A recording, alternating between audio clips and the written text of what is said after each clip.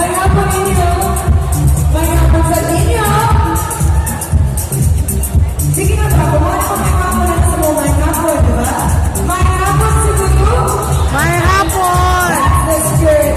Ladies and gentlemen, welcome to the new Binibining Cebu 2019. This year we're back bigger, better, and even more spectacular than the years before. But first, I would like to thank everyone who has made Binibining Cebu the legacy that it now is. And of course, this wouldn't be possible without our friends from the media. Ladies and gentlemen, please give a round of applause for our very supportive and loving friends from the media. Atong palakpakan mga higala. Buhay na. Hi guys. Hi, very good. Very good, young lady. There we go. Ladies and gentlemen, I'm sure you are all very excited to find out all just about our lovely 54 candidates this evening. Actually, this afternoon. So ready na mo makaila sa atong mga kandidata? Yes! Uspabe, ready ba ta? Yes! Wow. Before anything else, ladies and gentlemen. Okay, ready na ta to meet our candidates. They say that Cebu is the home of the loveliest women in the world, sakto ba? Yeah! They say that Cebu is the home of the loveliest women in the Philippines, is that correct? Yes! And they also say na ang taga Cebu, maayo mo kanta. Sakto ba na? Yes! Sakto. Now, ladies and gentlemen, let's make this afternoon a little bit more delightful.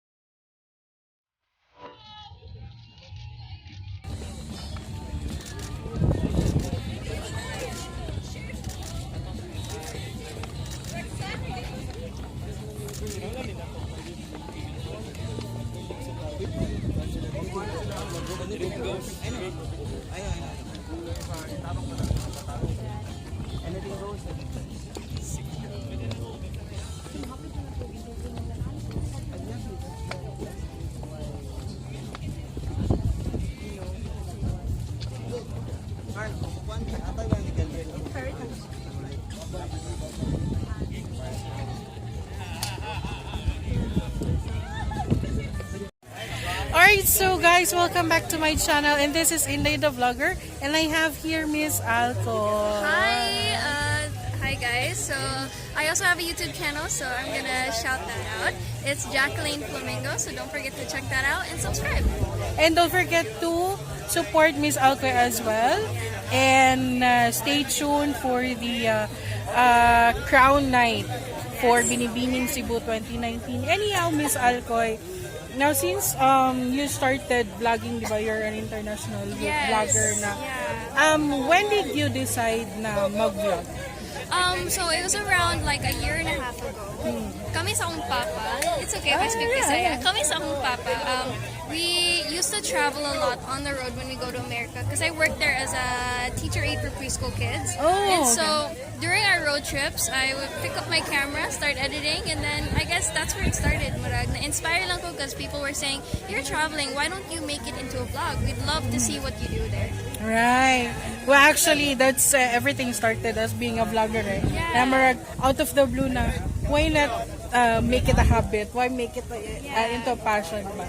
So, me as well, I'm more on, ano naman ko, food and photography. So, photography, which I also entails na it doesn't mean about DSLRs or big cameras, but also the mobile phones that can be a great gear to capture good memories, specifically for a photo, diba? Yeah. So, as a representative of Alcoy, what will be your project if ever that you will be crowned as the Binibining Cebu 2019? Well, first of all, I'm an advocate for children's awareness. So, as a teacher aide, I've really seen the things that children go through, but they can't really do much about it because, of course, they're a child. Right. And so, I feel like every child deserves to be protected. So, that would be the first project that I want to work on, is to really raise awareness about children's safety, because not a lot of people are out there, but it's more on talk, not really action. So I'd like to be one of the representatives out there actually making a change for the kids. Right. Actually, I also am wondering if I'm pretty sure that in United States it's also common for homeschool. Yeah, I was homeschooled my whole life. Oh, Yeah, okay. I was. Oh, Yeah. that's good to hear. Are you open, or do you think that having a homeschool here in the Philippines would be a better option? It really depends. So if what the parents' decision is, what they want, like what path they want for the kids. Example for me, I started homeschool because me and my dad used to travel a lot. So it's much easier to just pick up your books and go instead of like having to drop out of school for a while and then you end up not really getting anywhere because of course you can't just pick up and leave the school. Right. So it really depends on your lifestyle, what your decision is, and if it's more convenient for you and your child. Right, okay.